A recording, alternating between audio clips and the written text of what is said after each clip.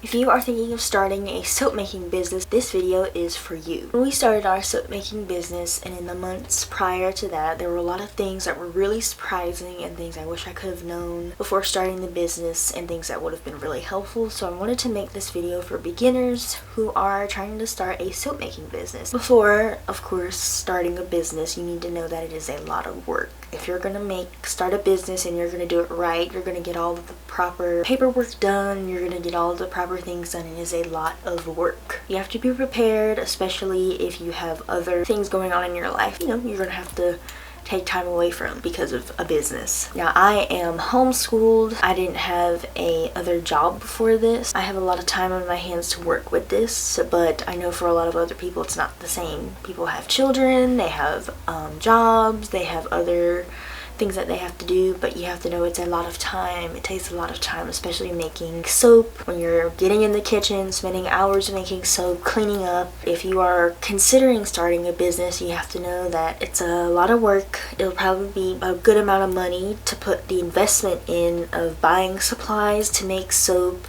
products, and the money it is to buy things for the actual business. Anything to do with websites and other things like that is money that you have to spend. Once you decide you want to start a business, is what type of business? Is your business a proprietorship or a LLC? So you have to decide this, and if you don't know, you need to look it up. That determines who you have to contact to get certain IDs for your business, to open bank accounts, Square, Etsy, different things like that. Now that type of thing depends on where you live. We live in Virginia, so your type of business things and who you have to contact, whether you have to contact city, county, or state, might be different if you are in California. So figure that out and see who you have to contact about that. Number 2, products. Pick something that is a good niche. A lot of people make soap. A lot of people have soap making businesses, but there are ways that you can make it your own. We do all natural soaps, but we also do a lot of salt bars, and our kind of slogan is making beautiful all natural soap. Just because our soap is all natural doesn't mean it needs to be 50 shades of beige. So you can figure out what you want to do. Do you want to have food products in your soap? There are a lot of things being made and sold,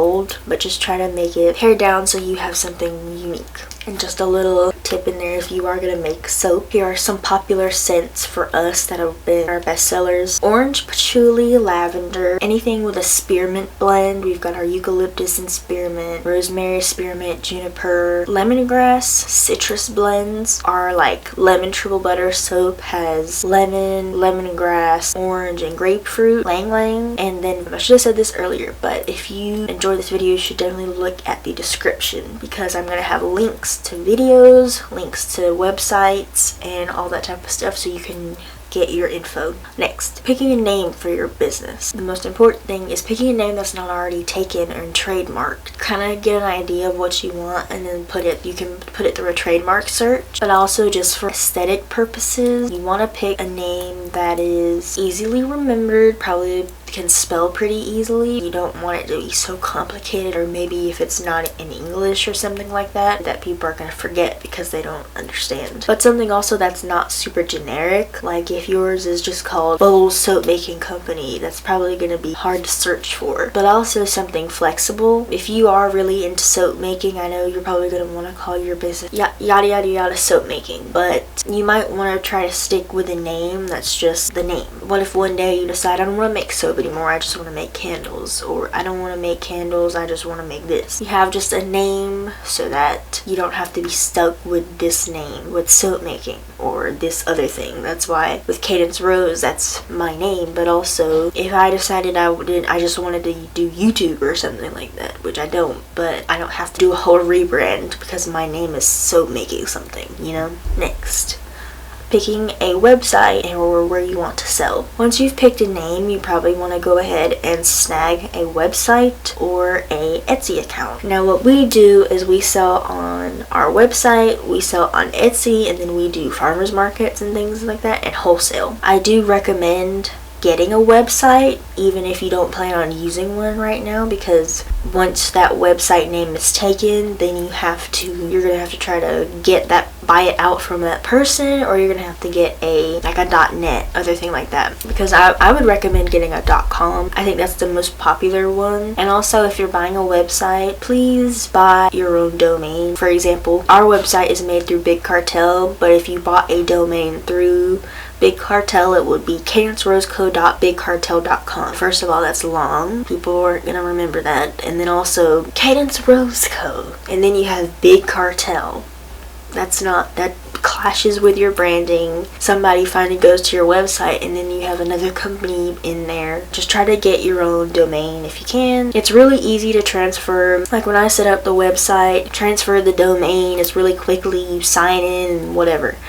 We got it through GoDaddy, I think, and it was very simple. And you can pay for different levels of the website, like a few years, 5 years, 10 years, how long you want the website. So get your own website, pick a name, pick where you want to sell. Now for Etsy, I know some people, they have different thoughts on it, but we like Etsy because, especially in the beginning, you have a built-in kind of search engine where people can, look for your stuff. And it's just a good way to get people who wouldn't have found you otherwise, get you on Etsy, and then they fall in love with your products and stuff. And I've been talking about Big Cartel, but I know that there are a lot of other website hosts out there, but I think for us, Big Cartel's been good. It's affordable. It was really easy to design. And for pirate ship, if you are going to sell products online, you need pirate ship. Super quick, super simple. So you get an order, you go to the screen and you put import from integrations, and it'll show you an order from Etsy or Big Cartel or wherever you have it from.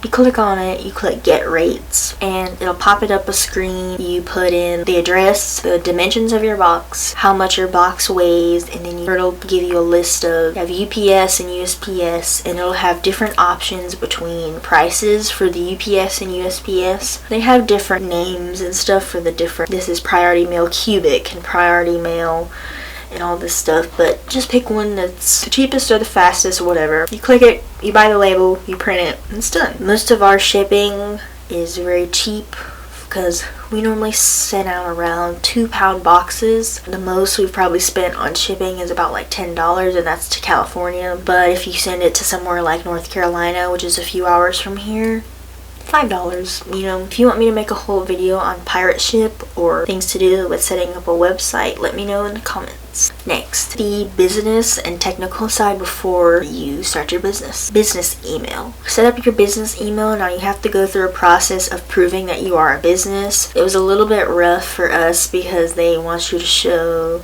like a video of your street address and then your equipment and your products and all this stuff. And it took a few tries, but we were able to get it. And then you have your business email, so you can have a different max email, and then you have the Google business thing on Google Maps and stuff, so people can give you reviews. You're gonna want that, especially because when you're sending out emails, you want to have a business email. You don't want to have your own probably personal email that's mixed up with your groceries and stuff. You just want to have your business email. And then getting your finances set up, so your business account and your Square. You're gonna need that ID that I was talking about in the beginning. You're gonna need to set up all of that so that you can set up your business account and your Square. You do want a business bank account so that you can have separate things from your own stuff. You're gonna probably want to get a PO box, because when you're shipping your packages, you don't want that label to list your address on it when you're sending it to lovely strangers. And also so that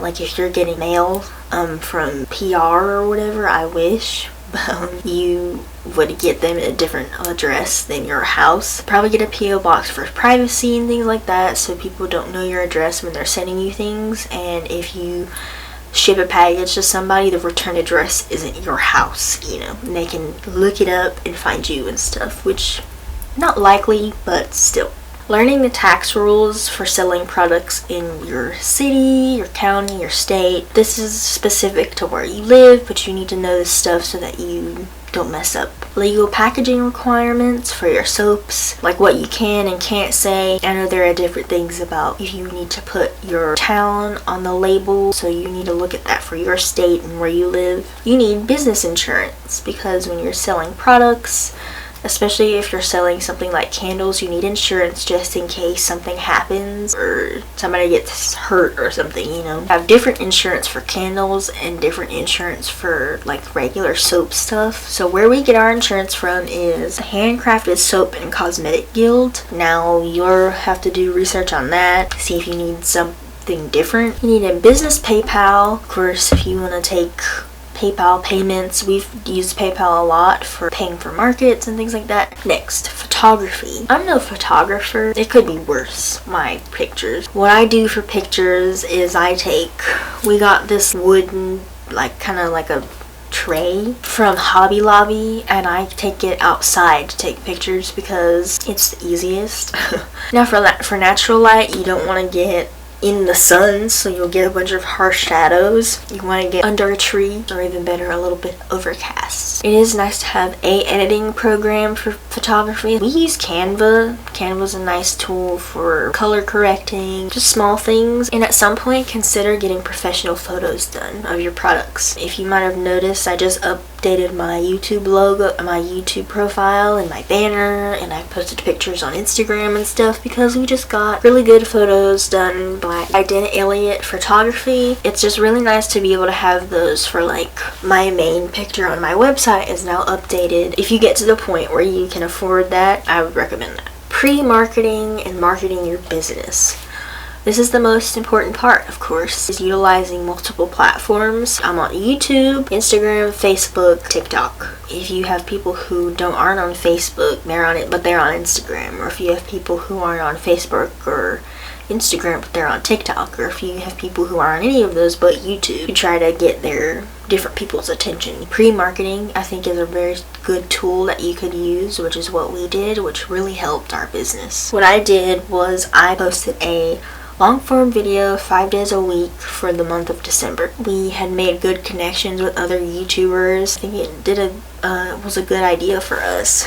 Try to be consistent. If you post, I'm gonna post 10 times this week, and then for the next 2 weeks I'm not gonna post at all. You're gonna get forgotten. And also try to look as legit as possible. If you have business accounts for your YouTube, for your Instagram, for your Facebook, post about your business. I'm not talking about don't post the personal stuff, but just don't post, I'm gonna rant about what this person did to me today. I'm gonna make my account look messy because this is my personal account too. Like if I'm going to a market, I wanna look at the vendors who are at that market, but then I go on their pages and they're like talking about everything but their business. I mean, I'm trying to support your business. And then getting followers. What you can do is reach out to people. What I did, I went under Big Soapers. I went to their Instagram. I clicked on their followers and I went on their pages and I liked their stuff and I followed them and I made comments and then I got followers. If you're going to a market or if you just went to some event and you met people, try to follow them, try to get involved. And another thing is marketing in person. Like if you can afford it and if you have enough product to do that, you can give samples to people. We bought salt from Piggly Wiggly in our local town. We gave some of the employees soap and they liked it, and you know, that makes customers, and especially for the people who have like jumped through hoops to try to support us, just trying to like, thank you, you know. Getting into markets. This is going to be different for where you live. Before you even start your business, you probably need to apply and research and look for markets months in advance. And if it's too late to get in markets next month, look for markets for the Christmas markets at the end of the year or something like that, because we've got markets for December, we've got markets for November.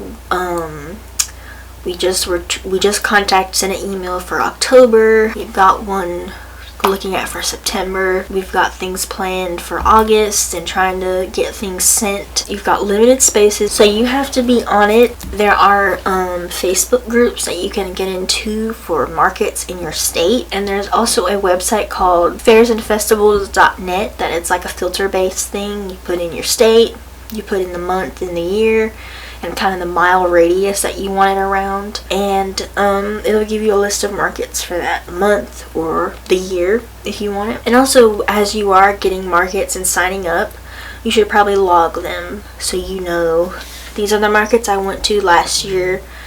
This is how I did, and these are the ones I don't want to go back to, and these are the ones I definitely want to go back to. So make sure you log those. Next, equipment for markets. You're probably gonna need to invest in a tent. Most market spaces are like 10 by 10, so that's the tent we have. Foldable dolly for heavy totes, foldable tables, several size bags for like your products, small ladder for tent setup, sandbags or weights for tents. We use sandbags because they're cheaper. Actual like weights from the gym can be expensive. Naked soaps, just so that people can smell and people have fun just like looking at all the different soaps and smelling them, so that's a good idea. And then tips for actually selling at markets. You're gonna want to bring a square. You're gonna lose customers if you don't have a square. Have a cash box with plenty of change. You want clear price signs. We have chalkboard signs, so you have to get chalk if you want to do that, but you want them to be clear and you want to have multiple of them. Some type of bundle discount.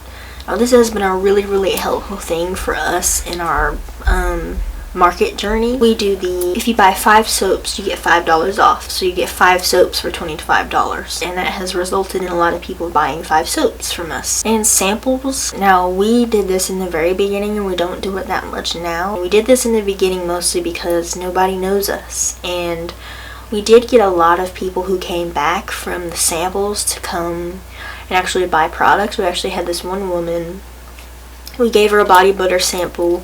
She walked the market, went back to her car, tried the sample, and then came back and bought body butter. So it does result in sales and people like it. And I feel like the most important thing at markets is talking to the vendors, making connections with your local people. So definitely make sure that you walk around your market and talk to people and follow them on social media to become friends or whatever. And like we have a woman from our market, we became friends with her and she invited us to her house for pizza, and we're gonna go to her house for the 4th of July. I've met this one woman. She makes these amazing, she hand makes clothing. I've bought like 3 pieces from her and I love her clothes. And you don't even have to buy stuff, you just go there and you talk to people. The last market we went at this last Saturday, there was a children's festival, so I went down there. I only stopped at one booth, but she was this really cool woman. She has this book called, she has this self-written and illustrated book called Chicken Pops. But she just was like so passionate and very sweet. I'll put the link to it if you want to look at it. But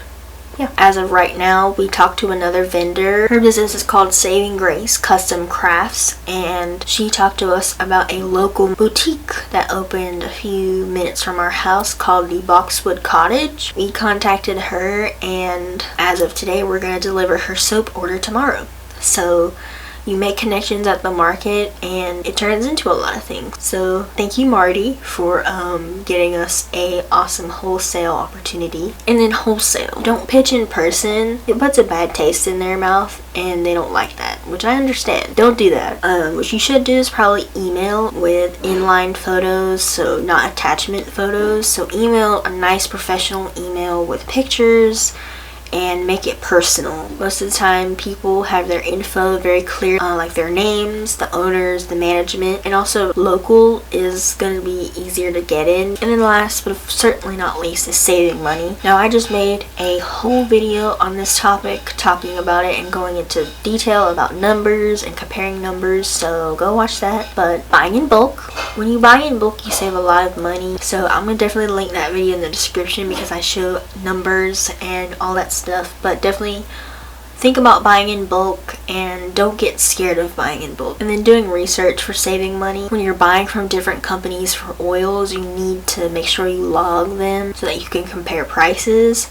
Same with anything else. When you're looking for which coconut milk powder do I want to buy, which essential oil do I want to buy, you need to compare prices and you need to look for different vendors. It's going to take time, but you just have to do that. And also when you're going to price your products, you need to make sure you price them based on probably your local market first. You can probably get away with different prices on Etsy versus your local market. So find out what your local customers are gonna buy and adjust your prices to that. That's why saving money is important, so that you can lower your prices and so you don't have to put the burden of price on your customer. So that is some tips for starting a business, and I hope that's helpful. This is probably going to be an eternal video, but whatever. If you have any comments or questions, leave them down below, and yeah, like and subscribe. Go check out our all natural skincare shop and follow us on our socials. So thank you for watching.